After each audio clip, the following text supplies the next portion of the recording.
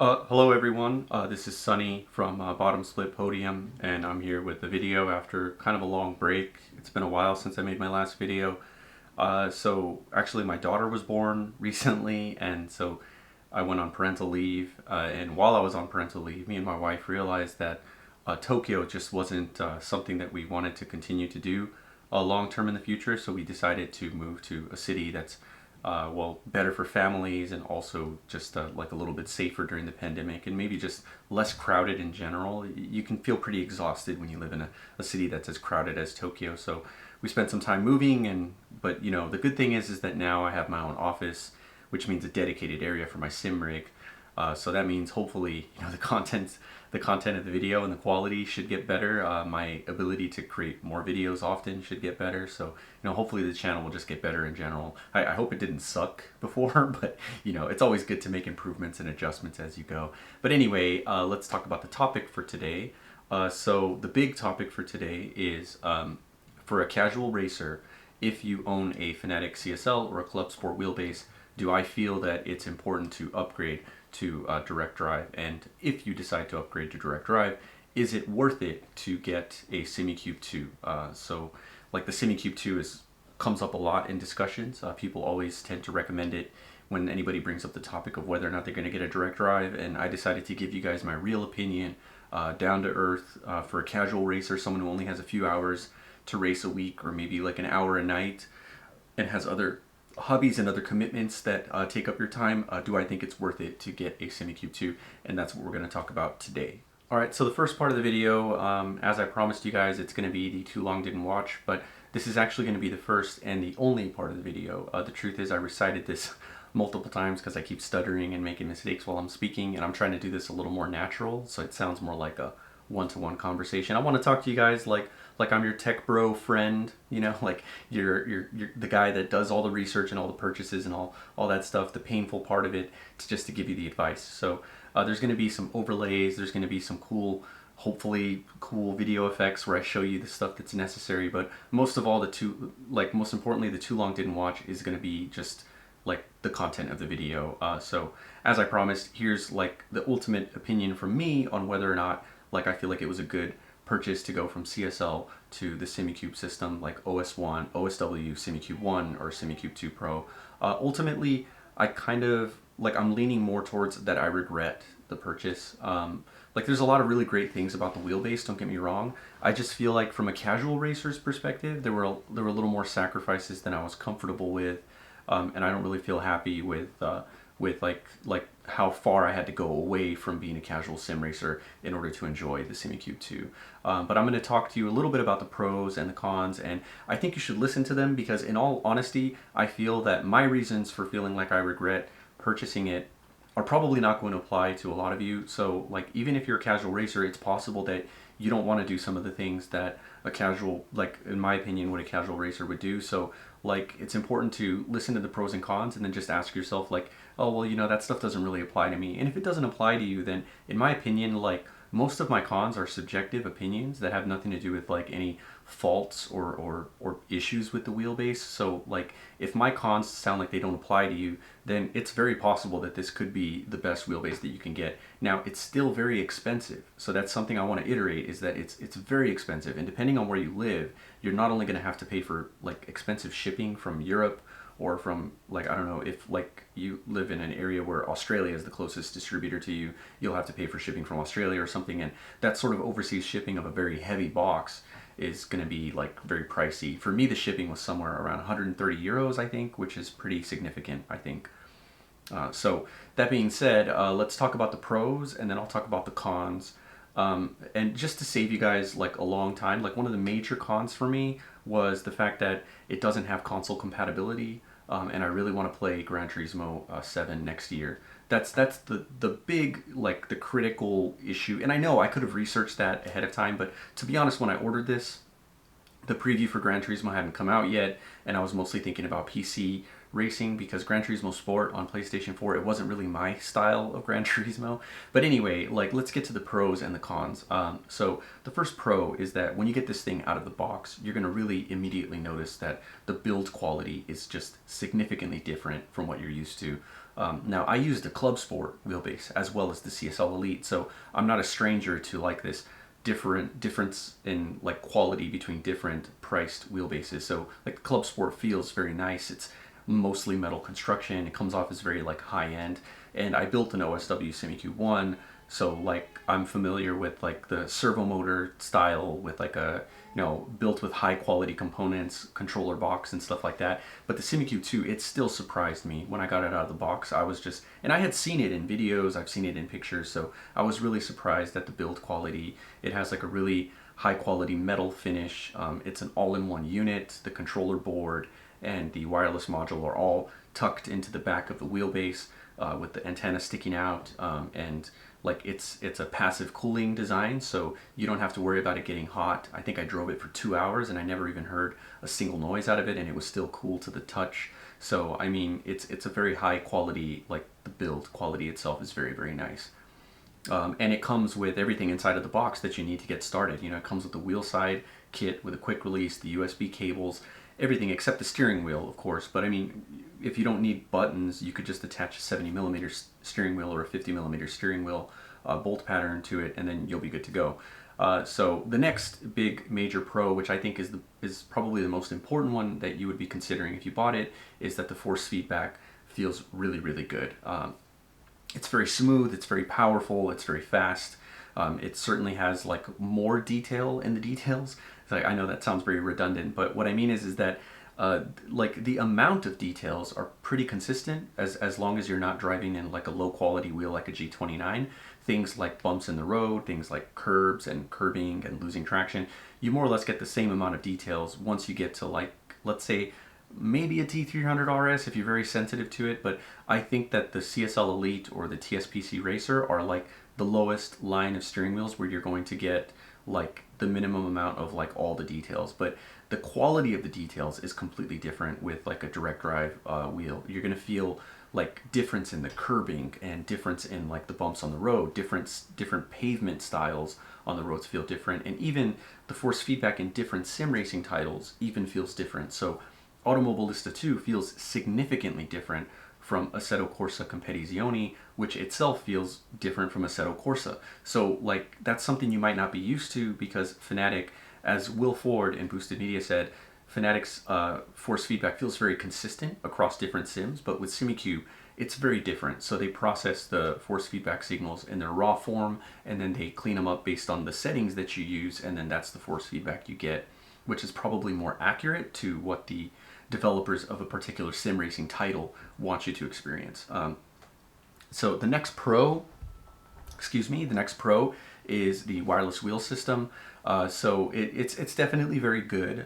It supports up to 28 inputs, and since it's not it's proprietary to Simucube, but Simucube doesn't make wheels themselves, so you have a very diverse market of steering wheels and button plates that you can use. So this is by Tomo at Sim Racing Bay, but there's steering wheels by Martin Asher, there's steering wheels by Cube Controls, there's steering wheels by NSH Racing. Like, there's brands that I've never even heard of that are making wheels, and they all have varying quality, varying features and ergonomics and style. So like you can probably find a button plate or a steering wheel that fits whatever aesthetic and features that you're looking for. So that's like another advantage. And the wireless system, it uses a dedicated Bluetooth controller inside of the wheelbase, which means that you're not connecting through Windows Bluetooth, which means like my Magic Keyboard always disconnects. You're not going to have issues like that as long as the antenna stays in place, and I'll get into that later. The other pro is that the quick release is very nice, very affordable. In my opinion, that's a very key important detail about the Simucube 2, is that the quick release, the wheel side kits are only 55 euros. That's significantly cheaper than what the Q1R or the like the Zero Play, how much those cost. Those are significantly expensive compared to the wheel side kit with Simucube 2. And from my experience, I feel like there's not really any disadvantages to the Simucube quick release. I never noticed any issues with it. It's certainly very stiff. There's no flex at all in the Simucube quick release. It is a little bit like difficult to take off and remove. You have to like really pull hard on the pin to get it out, and then you have to like slap the bottom of the steering wheel a couple times. But like, I mean, it was never anything like a showstopper for me. I never got to a point where I couldn't get the wheel off. So like, I think your mileage will vary with that, but in my opinion, like the cost savings outweighs, like, you know, the slight difficulty in getting it on or off. I don't change my steering wheels that often, so that's going to depend on you. The next pro is that the TrueDrive software that comes with a Simucube 2, it goes through a lot of updates. So the Granite Devices employees and engineers and developers, they're constantly looking back at like community feedback and resolving issues. And it's also a very, very stable firmware and software. I've never had it crash. I've never had issues where like the wheel, I can't use it and I have to flash an older firmware or anything like that. I've never had any issues like that. And I used Fanatec long enough to come across situations where certain drivers and certain firmware just didn't work right, or something kind of issue happened and I had to flash back to like an older firmware or something like that. I never had an issue like that with TrueDrive. It's very consistent. And the employees themselves respond to feedback directly. So if you're on the Simucube owners group on Facebook or something and you voice some kind of concern or comment or issue that you have, it's not uncommon for like some of the developers themselves from Granite Devices to respond to your question directly to try to help you resolve it or help you work it out. Now there is a con to that too. I'll get to that later, but yeah, that's kind of a summary of all the pros. Overall, I want to say that the force feedback and the build quality are probably the ones that stand out the most to me.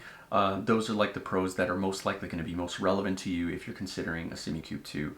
So now let's get into the cons, and I want to reiterate that these cons, a lot of them are subjective, a lot of them are fixable. They're the things that Granite Devices could resolve with updates or firmware updates and stuff like that. So, and also they're very personal. These are my reasons for thinking that I had issues with the Simucube. So if you want to rush in and get angry and stuff like that, just ask yourself, like, if someone found issues like that to be like issues, if they thought that they were problematic, then ask yourself if you think that you would feel the same way if those same type of things bothered you. Please don't be toxic to any of my other viewers. If anybody agrees with me, I'm not going to tolerate any sort of like bashing or insults happening in my comments feed. So it's important that I say that, because a lot of people that are fans of one company or another tend to be very toxic to other people. Why? You know, like, none of you or me are employees of either of these companies. So it doesn't make sense to have this sort of like die-hard fanboyism mentality. Like, if your name badge says Fanatec or Simucube or SimMagic or whatever on it, then I can understand you having some sort of loyalties to the brand because it's how you feed your family and stuff like that. But if you're just a consumer, then anybody bringing up issues or complaints or criticism and stuff like that, it's beneficial for you, it's beneficial for everybody. So let's throw that away. Let's pretend that that's an unnecessary part of the community before we get into the cons. All right, so con number one, and this is like the most important one, and I mentioned it earlier, is that you sacrifice console compatibility. And this is like a complete sacrifice. There's not even Xbox compatibility.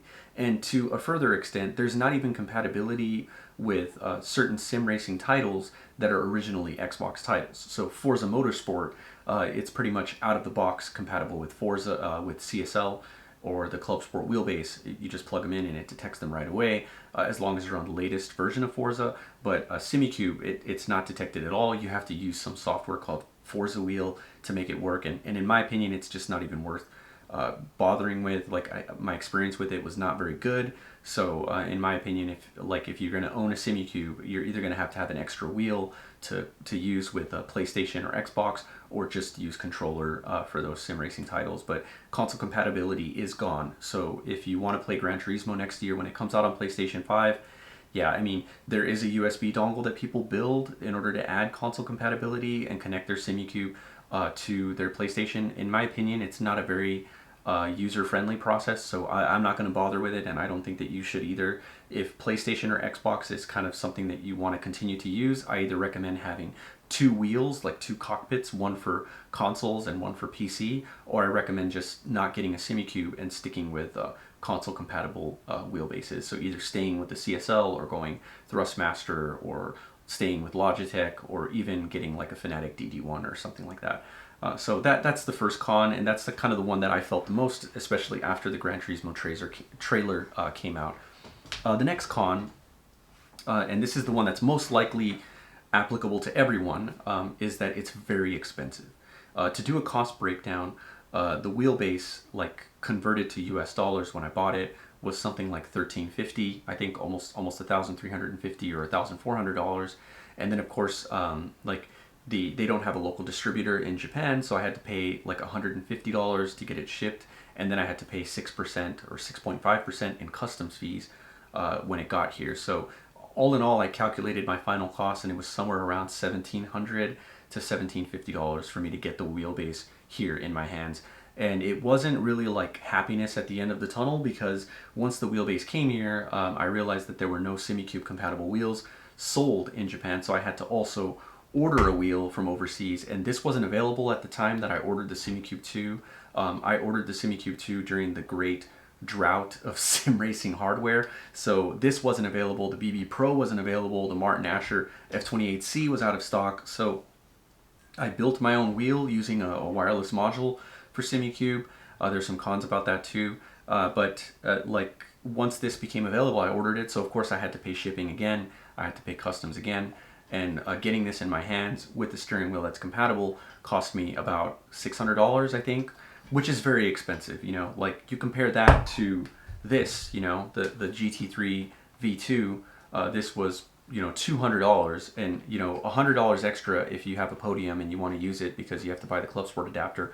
$300 all in, sold in Japan for local market, so I didn't have to import it from overseas or whatever. Fanatec has distributors all over the world. They're kind of like the Apple Store. I've heard Will Ford say that they're kind of like the Apple Store or the Google Play Store of sim racing hardware. So yeah, they're available in Japan, they're available in Australia, they're available in Europe, US, Canada. So I ordered it, and I just had to pay shipping, and that was it.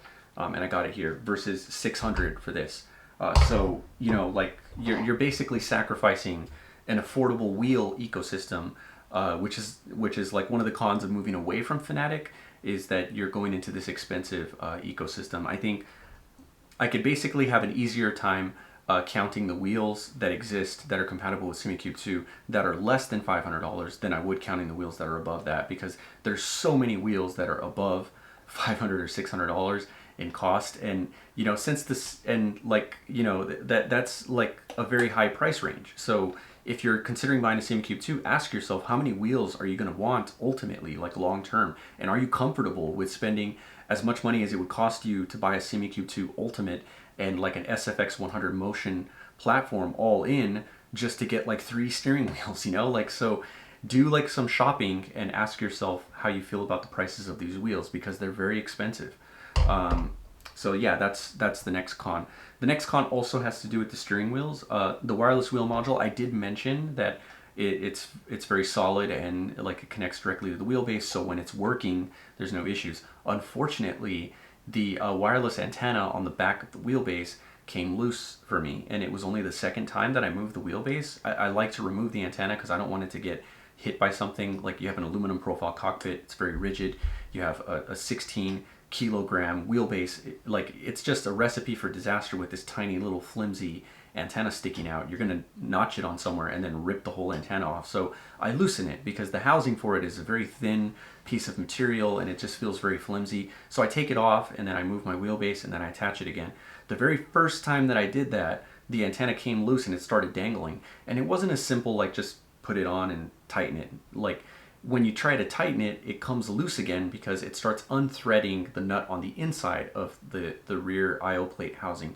So you have to like get a vice grip and use the vice grip to hold the thread, and then use like another set of pliers to like tighten the nut, because it's really hard to do it with your finger and it doesn't torque it the right amount. You have to do that like every time, and then tighten the antenna. And when you tighten the antenna, you have to stop right when it's almost tightened, and you can't twist the antenna to aim it the direction that you want to, because if you do any sort of like aggressive right angle like turning, you're going to actually make the antenna loose again. So I spent 40 minutes trying to fix the antenna, and I moved the wheelbase again because I wanted to test out a CSL Elite racing wheel with PlayStation compatibility, and it did it again. Like, every time that I've moved the wheelbase, the antennas come loose. So that's an issue for me. And it's if you're going to move, and a lot of us, we modify our cockpits all the time, so if that's something that you're going to do, you might have to deal with that. So yeah, the antenna, Not a very good design in my opinion. It does solve the connectivity issue, but when that antenna comes loose, your wireless wheels are not going to connect anymore. Like I think this one dropped to 15% connectivity, and my custom made wheel that also has an antenna sticking out of the back dropped to 0% and was unable to be detected. So I had to resolve the antenna issue. Okay, moving on. Next con is that if you decide to DIY build a wireless wheel, which you can do, they sell the wireless module. Just a second, I'm going to show it to you.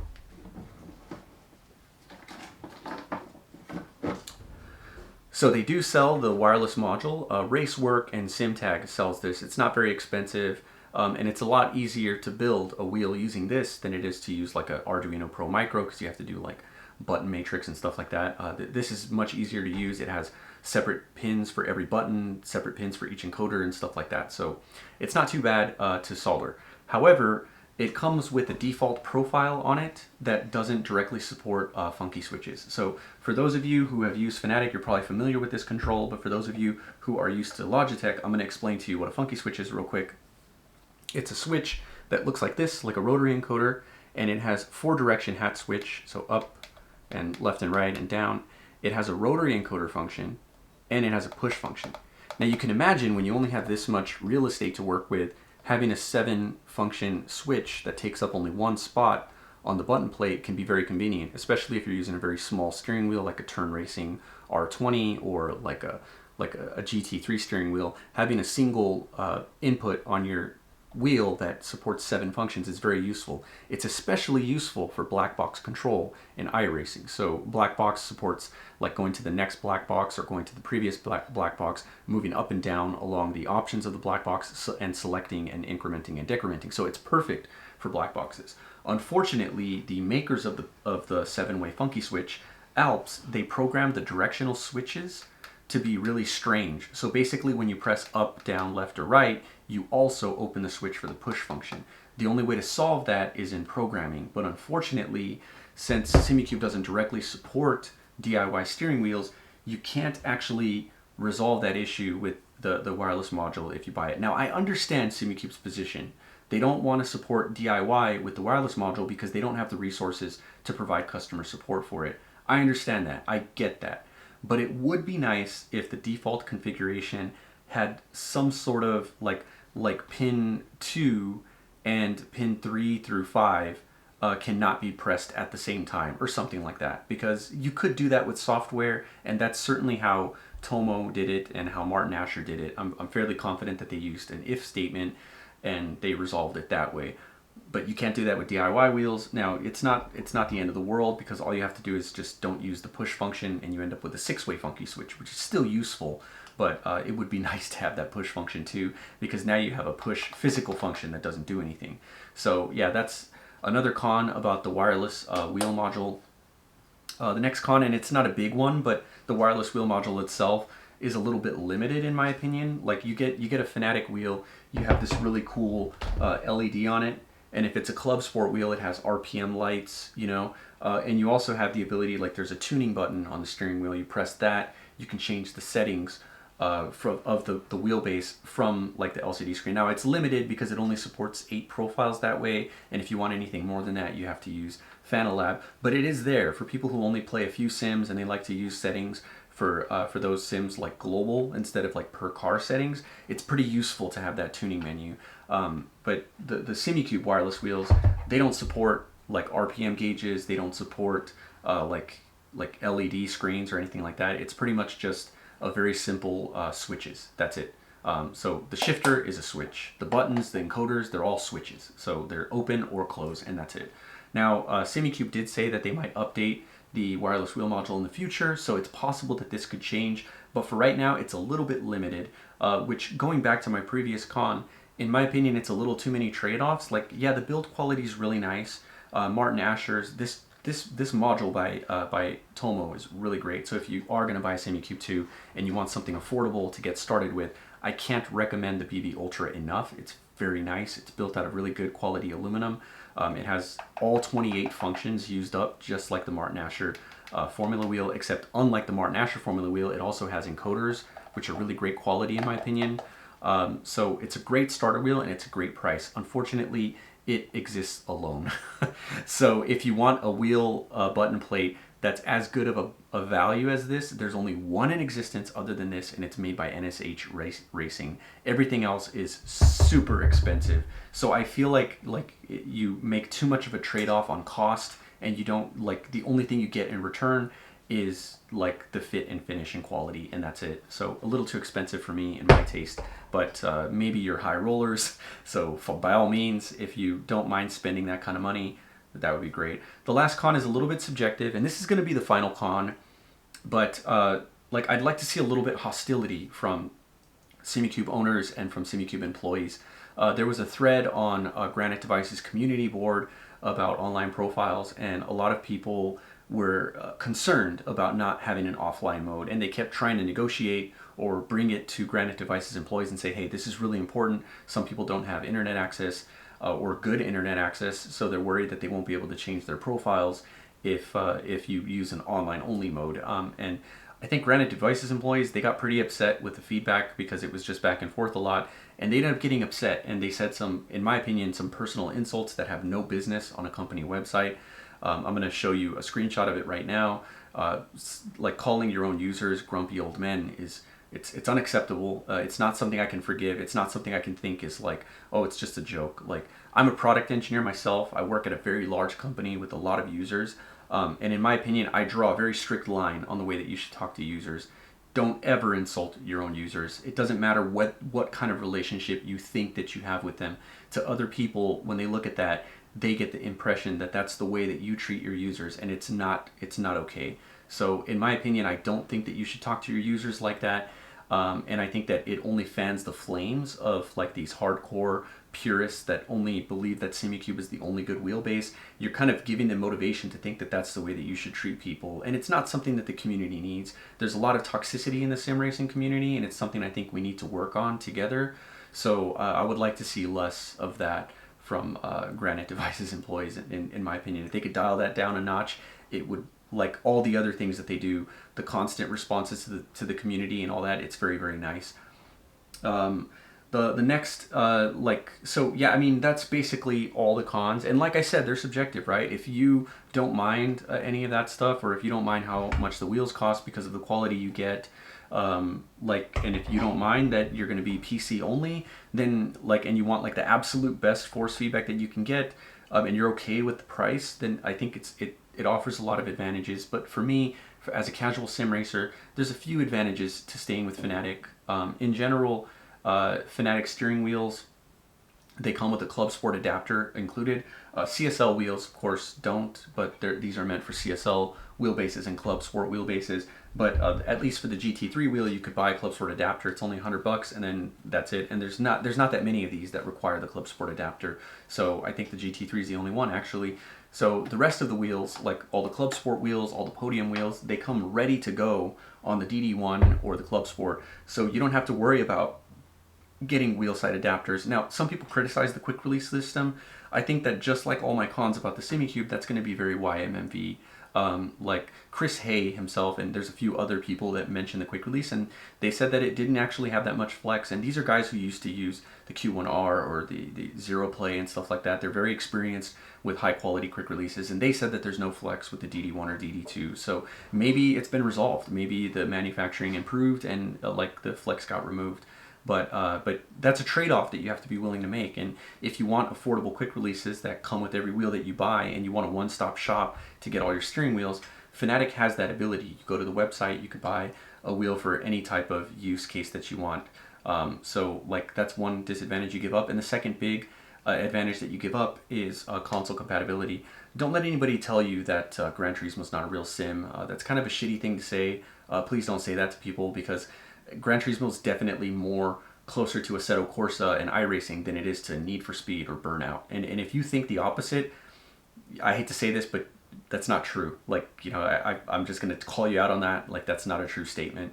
Gran Turismo is absolutely a sim racing title. It's not as realistic as iRacing, but a lot of sims are not. So that's not don't use that as a stick to beat people with, because that's not a very valid argument to use unless you only drive iRacing. So Gran Turismo is absolutely a sim, and if you want to drive it on PlayStation 5, and you want to maintain console compatibility, there's kind of a strong argument to make to stay with whatever Thrustmaster or Fanatec system that you have. So Fanatec, as of now, is the only direct drive system that's compatible with both consoles, so PlayStation and Xbox. So yeah, and lastly, if you like having like the more visual aesthetics to your wheel, like if you like having LCD screens and RPM lights and stuff like that, Fanatec supports that while also being wireless. So like they have the pins along the center of the drive shaft to transmit data and to power the wheels. So like that's something that Fanatec has. I'm not sure about SimMagic, but SimMagic also has a Bluetooth or wireless wheel connection. I don't know if they have RPM lights though. I think they might not, but if they do, I'm glad to be proven wrong. But Fanatec definitely has them, so yeah, that's one thing to consider. So yeah, in conclusion, part of me feels like I wish I got the F1 Podium. I know that's kind of a dirty word for direct drive wheel makers, wheel fans, but yeah, I think that I wouldn't probably be able to notice the difference between the Simucube 2 and the Fanatec once they're tuned in, but not being able to play Gran Turismo is something that I do notice. Anyway, thank you guys for watching. I hope you enjoyed the video. If you have any questions, please feel free to shoot me a comment. And yeah, you know, if you're in Japan and you're interested in buying a Simucube 2 Pro and you're a PC-only racer, let me know, because I might be willing to sell you mine, and like I'll give you a deal on it. I'm not going to charge you what I paid for it. So yeah, stay safe. I hope you guys had good holidays. I hope you guys stayed safe during the year. And you know, I wish you all some good racing. Thank you guys for watching. I'll let you guys know what my next content and my next video is going to be. I'm going to do something related to aluminum cockpit though, because it's been asked as a request on my last videos. Alright guys, thank you for watching.